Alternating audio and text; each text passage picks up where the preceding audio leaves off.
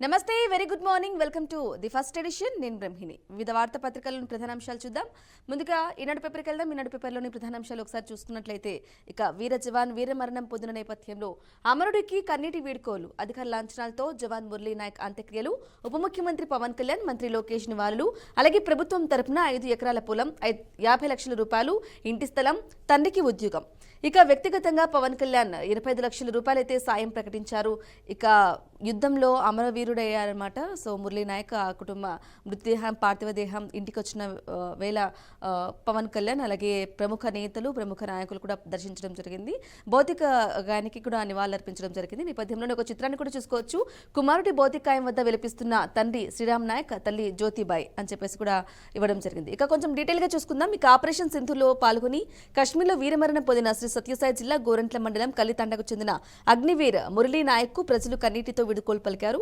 తల్లిదండ్రులు బంధువులు గ్రామస్తుల శోక సంద్రం మధ్య సైనిక లాంఛనాలతో ఆదివారం అంత్యక్రియలు పూర్తి చేశారు ఇక ఉప ముఖ్యమంత్రి పవన్ కళ్యాణ్ మంత్రి నాలా లోకేష్ కలితండకు చేరుకుని మురళీ నాయక్ కు నివాళులర్పించారు ఆయన తల్లిదండ్రులను పరామర్శించి ధైర్యం కూడా చెప్పడం జరిగింది అలాగే మురళీ నాయక్ చిన్నప్పటి నుంచి సైన్యంలో చేరుతానని చెప్పేవాడిని జాతీయ జెండా కప్పుకుని చనిపోతానని పదే పదే పేర్కొనేవాడిని స్నేహితులు గుర్తు చేసుకున్నారు రైట్ ఇక మురళీ నాయక్ అమరవీరుడు అనమాట సో అతనికి భౌతికాయన కూడా నివాళులర్పించారు ముఖ్యమంత్రి చంద్రబాబు అలాగే నారా లోకేష్ పవన్ కళ్యాణ్ డిప్యూటీ సీఎం పవన్ కళ్యాణ్ కూడా అర్పించడం జరిగింది అంటే పదే ఆయన చెప్పేవాడు అనమాట సైనిక శిక్షణలో సైనికుడిగా నేను ఖచ్చితంగా జాయిన్ అవుతాను అలాగే నేను చనిపోయేటప్పుడు ఖచ్చితంగా నా భౌతికాయంపై 3 రంగుల జెండా ఉండాలి నేను దేశం కోసం పోరాడతాను అని చెప్పేసి ఆయన పదే చెప్పిన మాటలను కూడా ఈ నేపథ్యంలో ఫ్రెండ్స్ కానీ బంధువులు కానీ గ్రామస్తులు కానీ గుర్తు చేసుకోవడం కూడా మనం చూసుకున్నాం చాలా అంటే బాధతో చాలా శోక సందర్భంలో మునిగిపోయారు గ్రామస్తులంతా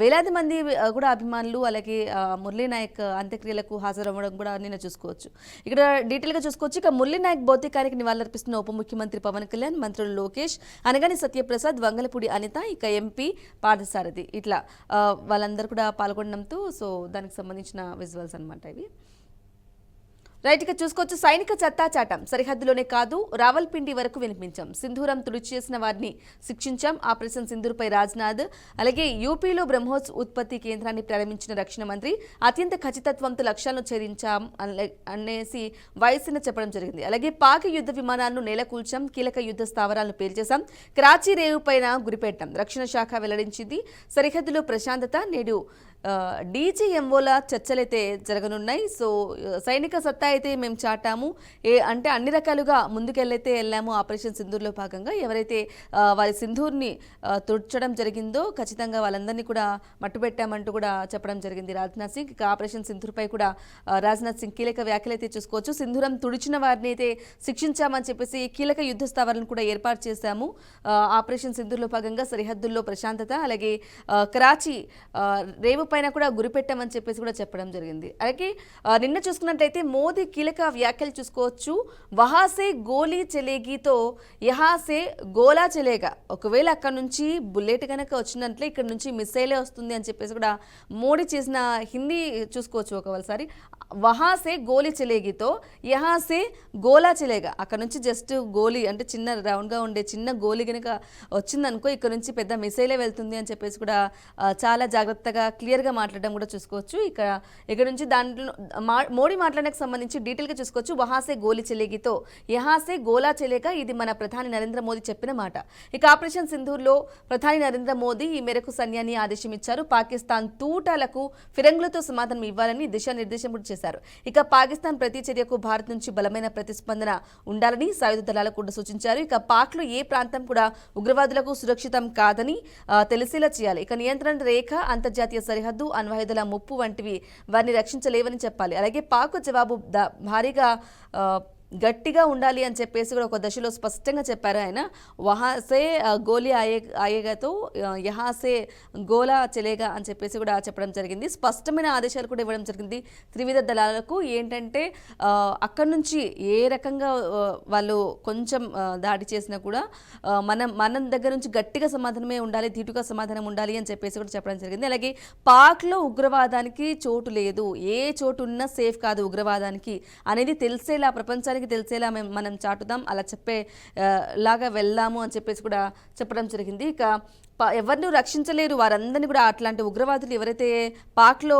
నివాసం ఉండి గత కొన్ని రోజులుగా అక్కడి నుంచి ఏర్పాట్లు చేసుకుంటూ ఉన్నారో వాళ్ళందరికీ పాకిస్తాన్ నివాసం కాదు అని చెప్పేసి, సురక్షితం కాదు అని గట్టిగా చెప్పాలి అని చెప్పేసి కూడా ఒకనొక సందర్భంలో మోదీ అయితే చెప్పడం జరిగింది. దానికి సంబంధించిన డీటెయిల్స్ రైట్గా చూసుకోవచ్చు. ఇక ఢిల్లీ ఆపరేషన్ సింధూర్లో ద్వారా భారత సైన్యం తన పరాక్రమాన్ని ప్రదర్శించిందని పాక్ సైనిక ప్రధాన కార్యాలయం ఉన్న రావల్పిండిలోను గర్జించిందని రక్షణ మంత్రి రాజ్నాథ్ సింగ్ పేర్కొన్నారు. పాల్గం ఉగ్రదాడి అనేక కుటుంబాల సింధూరాన్ని తుడిచేసిన వారిని సైన్యం తగిన రీతిలో శిక్షించింది అని కూడా చెప్పడం జరిగింది. అలాగే ఇది కేవలం సైనిక చర్య కాదని, ఉగ్రవాదంపై పోరులో భారత రాజకీయ, సామాజిక, వ్యూహాత్మక సంకల్పానికి నిదర్శనమని చెప్పారు.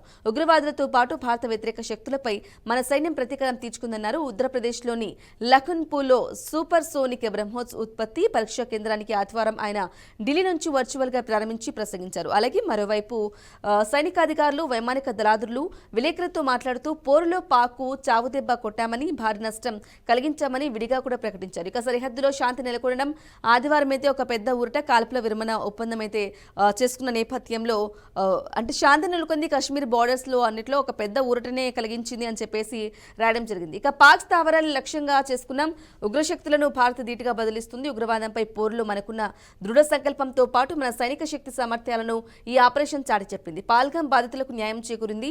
పాక్ ప్రజలపై భారత్ దాడి చేయలేదు, అక్కడ ఉగ్ర స్థావరాలను నాశనం చేయడమే ధ్యేయంగా ఆపరేషన్ చేపట్టాం అని చెప్పేసి కూడా చెప్పడం జరిగింది. ఇక బ్రీఫింగ్ ఇచ్చిన నేపథ్యంలో త్రివిధ దళాధిపతులు ఇక్కడ కూడా చూసుకోవచ్చు, ఒక చిత్రాన్ని ఇవ్వడం జరిగింది. రైట్గా విలేకరులతో మాట్లాడుతున్న director general of military operations lieutenant general Rajiv Ghai, అలాగే చిత్రంలో air marshal AK Bharti, vice admiral AN Pramod కూడా ఉండడం జరిగింది. దానికి సంబంధించి అంటే ఓవరాల్గా ఎలా జరిగింది, ఎంతవరకు మనం మట్టుబెట్టాము యుద్ధంలో, ఎక్కడ పాకిస్తాన్లో ఉన్న ఉగ్ర స్థావరాలపై ఏ విధంగా దాడి చేశాము, ఎంత మేర ఆస్తి నష్టం కానీ ఎంత మేర వాళ్ళకి చాలా నష్టం అని కలిగించాము అని చెప్పేసి బ్రీఫింగ్ ఇవ్వడం జరిగింది. సో దానికి సంబంధించిన వార్తా కథనాంశాన్ని కూడా మనం చూసుకోవచ్చు. ఇక డీటెయిల్గా చూసుకుంటే మరో వార్తను చూసుకోవచ్చు. ఇక్కడ నామినేటెడ్ పోస్టుల నజరానా 22 కార్పొరేషన్లు, సంస్థలకు చైర్మన్ల నియామకం. అలాగే తెదేపాకు 16, జనసేనకు 3, భాజపాకు 1, అమరావతి ఐకాసాకు 2 టికెట్లు త్యాగం చేసిన వారికి పార్టీ విధులకు ప్రాధాన్యం.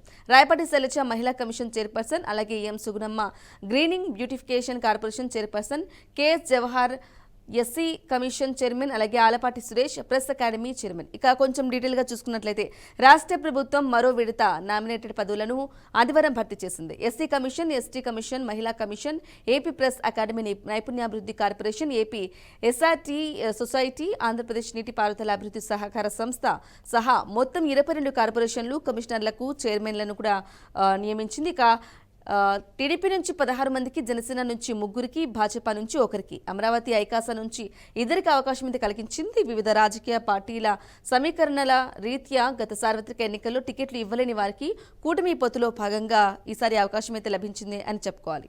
రైట్, దానికి సంబంధించిన వార్తా కథనాంశం చూసుకోవచ్చు. ఇక తెలంగాణ ఎబ్సెట్ ఫలితాలు విడుదల. ఇంజనీరింగ్లో 1, 2, 3, 5 ర్యాంకులు మన రాష్ట్ర విద్యార్థులవే అని చెప్పేసి కూడా వార్తా కథనాంశం చూసుకోవచ్చు. ఇక తెలంగాణలో వెబ్సైట్ ఫలితాలు అయితే విడుదలయ్యాయి. ఈ నేపథ్యంలో 1, 2, 3, 5 అంటే మొదటిగా ఉన్న 1 నుంచి 10 లోపు ఉన్న 4 ర్యాంకులు కూడా మనవే అంటే చాలా గ్రేట్ అనమాట. ఇంజనీరింగ్లో తెలంగాణ ఇంజనీరింగ్, అగ్రికల్చర్, ఫార్మా ఉమ్మడి ప్రవేశ ఈఏపీ సెట్ ఎబ్సెట్ ఇంజనీరింగ్ విభాగంలో 73.26%, అగ్రికల్చర్ ఫార్మా విభాగంలో 87.82% మంది విద్యార్థులు హాజరయ్యారు. 2 విభాగాల్లో అబ్బాయిల టాప్ ర్యాంక్ అయితే సాధించారు. ఎక్కడైనా సరే అమ్మాయిల ఉత్తీర్ణత ఉంటుంది, ఇంటర్లో కానీ 10th కానీ మిగతా కాంపిటేటివ్ ఎగ్జామ్స్లో అన్నింటిలో అమ్మాయిలు చాలా ఉత్తీర్ణత సాధించి ఉన్నారు. కానీ ఇక్కడ చూసుకున్నట్లయితే అబ్బాయిలు ఉత్తీర్ణత సాధించారు.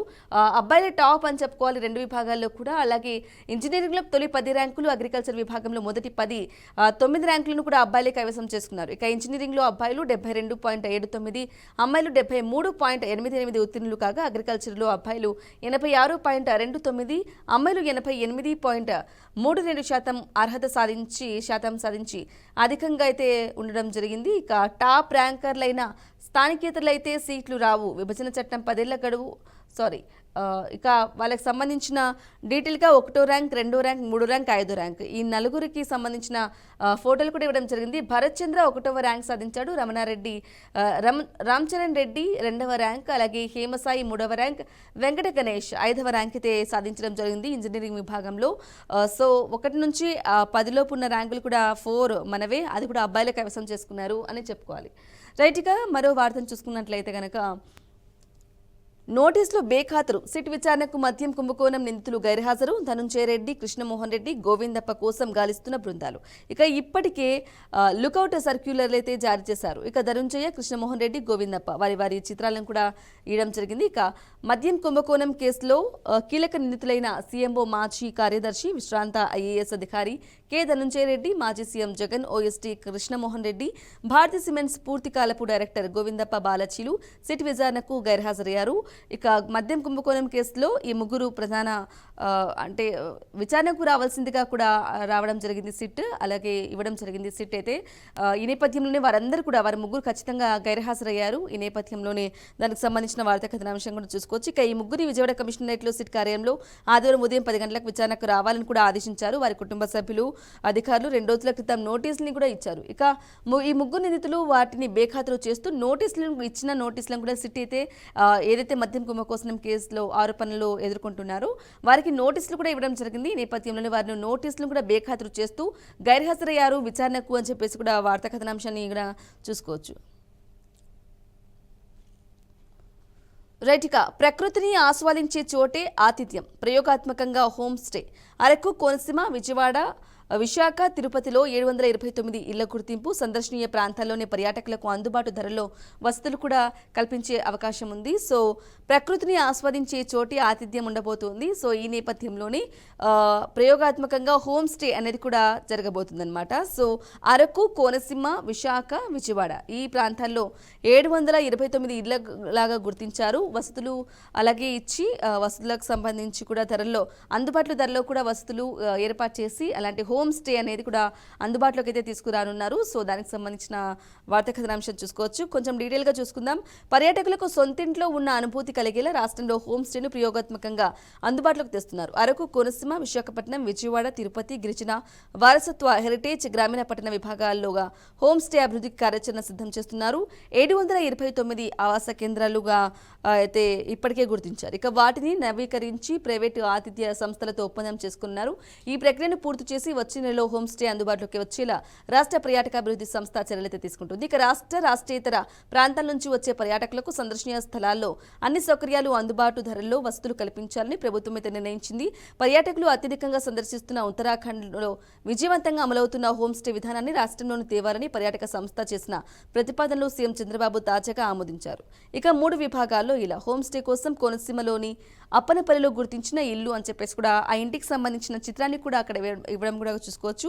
విశాఖపట్నం వెళ్లే పర్యాటకులు అత్యధికులు అరకు, లంబసింగిని విధిగా సందర్శించి అక్కడి ప్రకృతి అందాలను తిలకలిస్తుంటారు. అలాంటి వారి కోసమైతే అరకుతో పాటు లంబసింగి అలాగే మిగిలిన పర్యాటక ప్రాంతాలు కూడా ప్రసిద్ధిగాంచిన పర్యాటక ప్రాంతాలను కూడా అక్కడే ఉండి మనం అంటే ఇంటి దగ్గర నుంచి ఉండే మనం పర్యాటకంగా అన్ని చూస్తున్నాము, ఆ అనుభూతిని కలిగించాలి. ఇంటి దగ్గర నుంచి మన సొంత ఇంట్లోనే మనం ఉంటున్నాము అనే అనుభూతిని కల్పించడానికైతే కొత్త కార్యక్రమం అయితే హోమ్ స్టే అనేది ఒక కొత్తగా ఒకటైతే ప్రోగ్రామ్ స్టార్ట్ అవ్వబోతుంది గవర్నమెంట్కి సంబంధించి. నెక్స్ట్ మంత్ నుంచి అన్ని కుదిరితే కనుక నెక్స్ట్ మంత్ నుంచి అమలు కాబోతున్నాయి.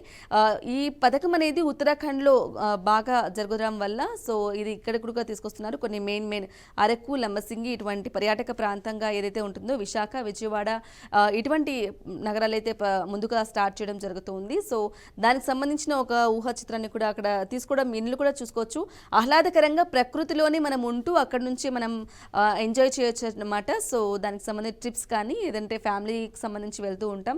సో దాన్ని ఎంజాయ్ చేసుకోవాలి. మన ఇంట్లో ఉన్న ఫ్యామిలీ అనుభూతిని మనం పొందాలి అంటే కనుక ఖచ్చితంగా హోమ్ స్టే అనేది ఉండాలి అని చెప్పేసి కూడా దానికి సంబంధించి వార్తా కథనాంశాన్ని కూడా చూసుకోవచ్చు. ఇక మిగిలిన వార్తా కథనాంశం చూసుకుంటే తీరంలో పోటెత్తుతున్న పెట్టుబడులు, రాష్ట్రంలో పరిశ్రమలు పెట్టేందుకు విదేశీ దిగ్గజ సంస్థల ఆసక్తి, 21 కంపెనీల నుంచి అందిన ప్రతిపాదనలు. ఇక ఆసక్తి వ్యక్తం చేసిన సంస్థలు ముఖ్యమైనవి ఇమాబరి షిప్ బిల్డింగ్ కంపెనీ లిమిటెడ్, భారీ షిప్ల తయారీ సంస్థ జపాన్, అలాగే హన్వాయ్ ఓషియన్ కమర్షియల్ షిప్ల నిర్మాణ సంస్థ దక్షిణ కొరియా, మోహల్మేర్ కంటైనర్ షిప్ లాజిస్టిక్ రంగాల్లో ప్రత్యేక గుర్తింపు కలిగిన సంస్థ నెదర్లాండ్స్, P&P మారిటైమ్ రంగంలో 3 దశాబ్దాలకు పైగా అనుభవం ఉన్న సంస్థ గ్రీస్, హుందాయ్ హేడిడి షిప్ బిల్డింగ్ భారీ షిప్ల నిర్మాణ సంస్థ దక్షిణ కొరియా. సో చూసుకోవచ్చు, జపాన్ దక్షిణ కొరియా, నెదర్లాండ్, గ్రీస్ దక్షిణ కొరియా. రాష్ట్రంలో పెట్టుబడులు పెట్టేందుకు విదేశీ దిగ్గజ సంస్థలు అయితే ముందుకొస్తున్న నేపథ్యంలో ఒక వార్తా కథనాంశం చూసుకోవచ్చు. మిగిలిన వార్తా కథనాంశాలు కూడా చూసుకుందాం షార్ట్ బ్రేక్ తర్వాత. Stay with us. Right, welcome back to the first edition. ఇక మిగతా వార్తా పేపర్లోకి వెళ్దాం. సాక్షి పేపర్కి వెళ్దాం. సాక్షి పేపర్లోని ప్రధాన అంశాలు ఒకసారి పరిశీలించినట్లయితే, పుల్వామా దాడి వెనుక తమ హస్తం ఉందని Pakistan air vice marshal Aurangzeb Ahmed అయితే స్పష్టం చేశారు. పుల్వామా అయితే మా పని అని చెప్పేసి కూడా ఎంతో గొప్పగా చెప్పుకోవడం కూడా మనం చూసుకోవచ్చు. ఇక్కడ వివరాలు అవన్నీ లోపలి పేజీలో ఉండబోతున్నాయి. దానికి సంబంధించిన డీటెయిల్స్ అయితే ఇక్కడ చూసుకోవచ్చు. ఇక్కడ పార్లమెంట్ను సమావేశపరచండి, పాల్గం సహా కాల్పుల విరమణపై చర్చించేందుకు పార్లమెంట్ ప్రత్యేక సమావేశాన్ని ఏర్పాటు చేయాలని ప్రధానిని కాంగ్రెస్ అయితే కోరింది. ఇక అన్ని పార్టీలు కలిసి అఖిలపక్ష సమావేశం అయితే జరుగుతూ ఉంటుంది. సో ఇటువంటి సందర్భాల్లో అన్ని కమిటీల అంటే అన్ని పార్టీల మద్దతు అలాగే అన్ని పార్టీల అభిప్రాయాలను కూడా తీసుకోవడం జరుగుతుంది. ఈ నేపథ్యంలోనే పాల్గం సహా కాల్పులు, వాటిపై నిషేధం, అలాగే ఏ విధంగా దాడి జరిగింది, ఎంత మేర మనం సక్సెస్ అయ్యాం, ఏమేమి యూజ్ చేస్తామని చెప్పేసి కూడా దానికి సంబంధించి మాకు తెలియజేయండి అని చెప్పేసి కూడా ప్రధానిని కాంగ్రెస్ అయితే కోరడం జరిగింది. దీనికి సంబంధించి సమావేశాన్ని కూడా ఏర్పాటు చేయండి అని చెప్పేసి దానికి సంబంధించిన డీటెయిల్స్ అన్ని కూడా వివరాలు 6వ పేజ్లో ఉండబోతున్నాయి, లోపల పేజ్లో అంటూ కూడా ఒక వార్తా కథనాంశం కూడా చూసుకోవచ్చు. రైట్గా మిగతా వార్తా కథనాంశం చూసుకోవచ్చు. బ్రహ్మోస్ దెబ్బకే పాక్ దిగొచ్చిందా, సరిహద్దు పై ఎడాపెడ దాడులకు తెగబడ్డ పాక్, బ్రహ్మాస్త్రం దెబ్బకు దిగొచ్చిందా అంటే అవుననే సమాధానం అయితే వస్తుంది. ఇక బ్రహ్మోస్ అనేది అంటే వాటి దెబ్బకు బ్రహ్మోస్ ప్రయోగిస్తాము అని భయంతో పాక్ అయితే దిగొచ్చిందా అని అనుమానాలు అయితే వ్యక్తమవుతున్నాయి. అనుమానం కాదు, ఆల్మోస్ట్ అనమాట. సో మనం ప్రతి దాడి చేస్తూ ఉన్న నేపథ్యంలో వాళ్ళు కొంచెం మేర డ్రోన్స్ వరకు దాడి చేస్తే మనం S-400తోనే మనం కూల్చివేయడం జరిగింది. వాటి ఉగ్ర స్థావరాలకు సంబంధించి అలాగే వాళ్ళకు ఉగ్రవాదులు ఎక్కడైతే పోస్టులు ఏర్పాటు చేసుకొని అక్కడ ఉంటున్నారో సో ఆ పోస్టులకు సంబంధించి కూడా అక్కడక్కడ నుంచే కొన్ని కార్యకలాపాలు, కొన్ని ఇండియన్స్ మీద కూడా దాడి చేయడం అక్కడ నుంచే మొదలవుతూ ఉంటాయి పాక్ స్థావరాలు. అలాగే వాటన్నిటికి సంబంధించి కూడా దాడి చేయడం చేసుకోవచ్చు. ఒకవేళ బ్రహ్మోస్ కనుక ప్రయోగించినట్లయితే మాకు చాలా భారీ నష్టం ఉండబోతుంది అనేసి వాళ్ళు ఒక ఇంత భయపడి ఎడాపెడ చేసే దాడులకు తట్టుకోలేక పాక్ దిగొచ్చిందా అనే అది కూడా వ్యక్తమవుతుంది అనమాట. సో ఈ నేపథ్యంలో బ్రహ్మోస్కి సంబంధించి అవుననే వినిపిస్తోంది. సో దానికి సంబంధించిన 6లో అనమాట మిగతా డీటెయిల్స్ అన్ని కూడా. రైట్గా మధ్యవర్తిత్వం ప్రసక్తే లేదు, జమ్మూ కాశ్మీర్పై తమకు స్పష్టమైన విధానం ఉందని, ఈ అంశంలో మూడో వ్యక్తి జోక్యం అక్కర్లేదని భారతే పునరుద్ఘాటించింది. సో మధ్యవర్తిత్వం అంటే పాకిస్తాను భారత్కి సంబంధించి మధ్యవర్తిత్వం వర్తించడానికి చర్చలు మధ్యవర్తించడానికి చాలా దేశాలు, ఎగ్జాంపుల్గా అమెరికానే ముందుకు వస్తుంది. సో మేము మధ్యవర్తిత్వం వర్తించడానికి రెడీగా ఉన్నాం.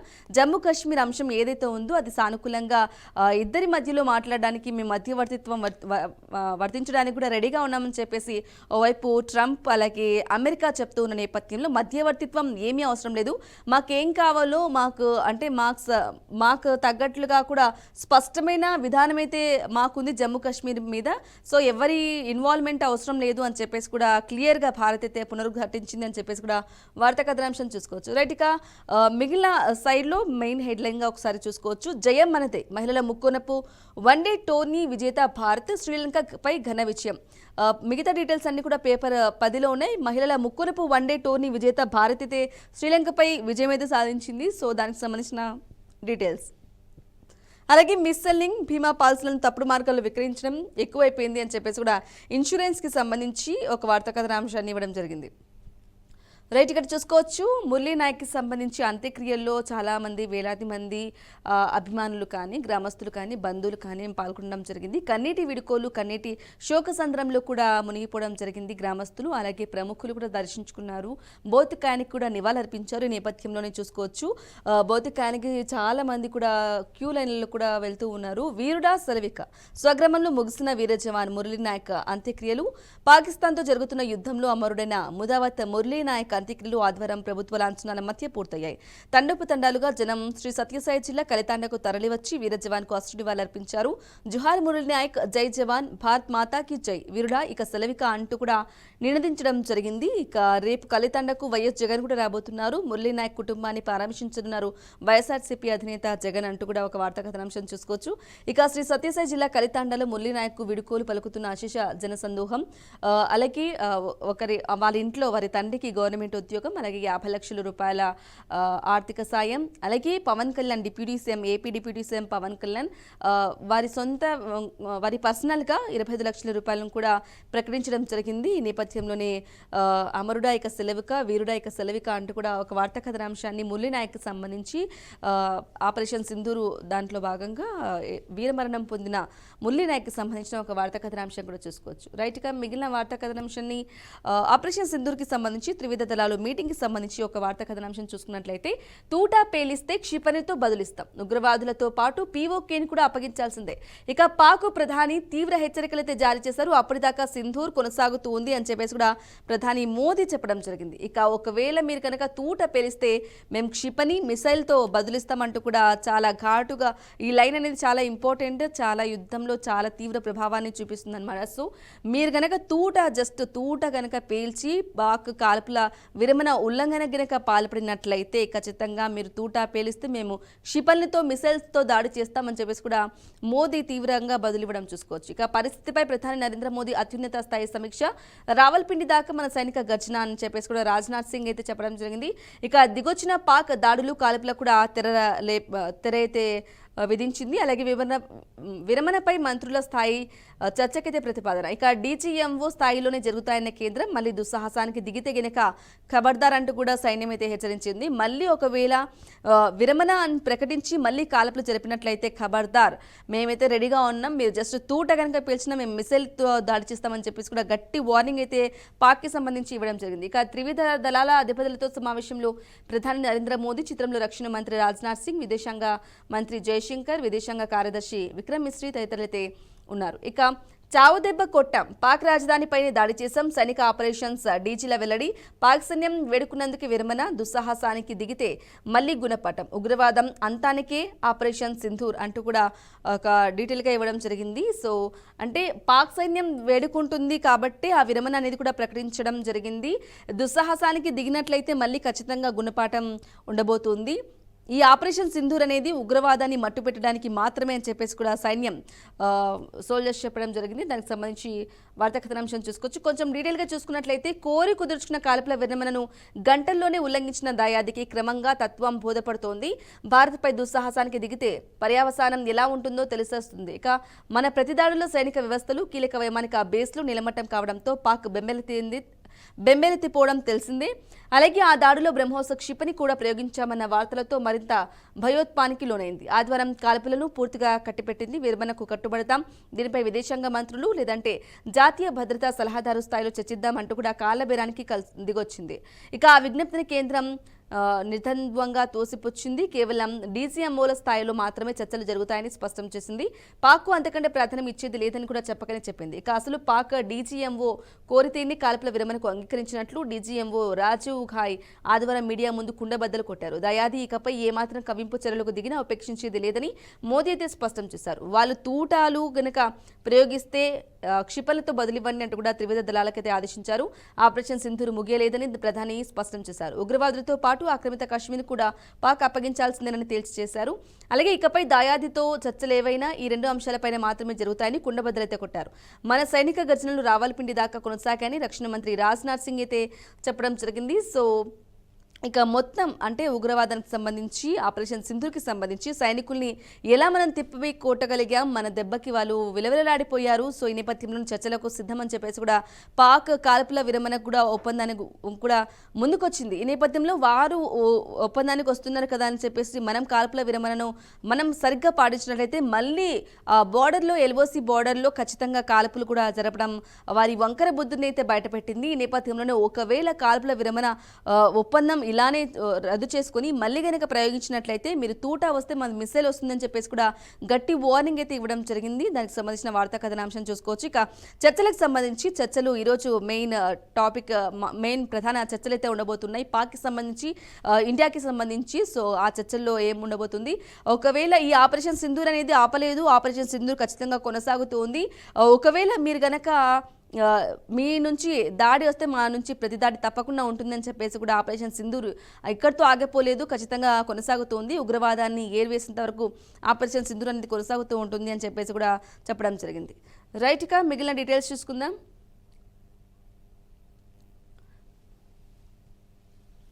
నేడు సాగర్, రేపు చార్మినార్. ఇక మిస్ వరల్డ్ పోటీలు జరుగుతూ ఉన్నాయి తెలంగాణలో, హైదరాబాద్లో. ఈ నేపథ్యంలోనే హైదరాబాద్లోని చార్మినార్, లాడ్ బజార్ పరిసరాల్లో షాపింగ్ చేయనున్న సుందరీమణులు చామొహల్లా ప్యాలెస్లో స్వాగత విందు కూడా హాజరు కాబోతున్నారు. ఇక రాజకీయ, సినీ, క్రీడా ప్రముఖులు పాల్గొనే అవకాశం. నేటి సాయంత్రం నాగార్జున సాగర్కు కంటెస్టెంట్లు అంటూ కూడా ఒక వార్తా కథనాంశం చూసుకోవచ్చు. మిస్ వరల్డ్ కార్యక్రమాలు అయితే యథావిధిగా ఉండబోతున్నాయి. ఇక రేపైతే నాగార్జున సాగర్ని సందర్శించబోతున్నారు. అలాగే రేపు చార్మినార్ కూడా వెళ్ళి అక్కడ షాపింగ్ అవంతా కూడా చూడబోతున్నారు అంటూ కూడా ఒక వార్తా కథనాంశం చూసుకోవచ్చు. ఇక ప్రకాశం జిల్లాలో లాకప్ డెత్ అంటూ ఒక చిన్నగా వార్తా కథనాంశం చూసుకోవచ్చు. ఇంతకుముందు పేపర్లో చూసుకున్నట్లు తెలంగాణ ఏపీ సెట్లో సత్తాచారిన ఏపీ విద్యార్థులు భరత్ చంద్ర, రామ్ చరణ్ రెడ్డి. పార్వతీపురం మన్యం జిల్లా గుణాపురం గ్రామానికి చెందిన పల్లా భరత్ చంద్ర తెలంగాణ ఏపీ సెట్లో ఇంజనీరింగ్ విభాగంలో ఫస్ట్ ర్యాంక్గా నిలిచాడు. ఇక నంద్యాల జిల్లా కోనాపురం గ్రామానికి చెందిన ఉడగండ్ల రామ్ చరణ్ రెడ్డి 2వ ర్యాంక్ కూడా సాధించారు అంటూ కూడా బాలురు ఉత్తీర్ణత సాధించిన వేళ దానికి సంబంధించిన వార్తా కథనాంశం కూడా చూసుకోవచ్చు. రైట్, ఇక మిగతా వార్తా కథనాంశం చూసుకున్నట్లయితే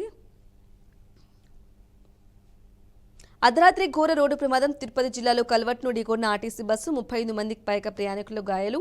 వీరిలో 9 మంది పరిస్థితి విషమంగా ఉంది అంటూ కూడా తిరుపతి జిల్లా చంద్రగిరి మండలం అగ్రాల వద్ద కూడా కల్వట్టు పైకి దూసుకెళ్లడంతో ధ్వంసమైన బస్సు అంటూ కూడా ఒక వార్తా కథనాంశాన్ని చూసుకోవచ్చు. ఇక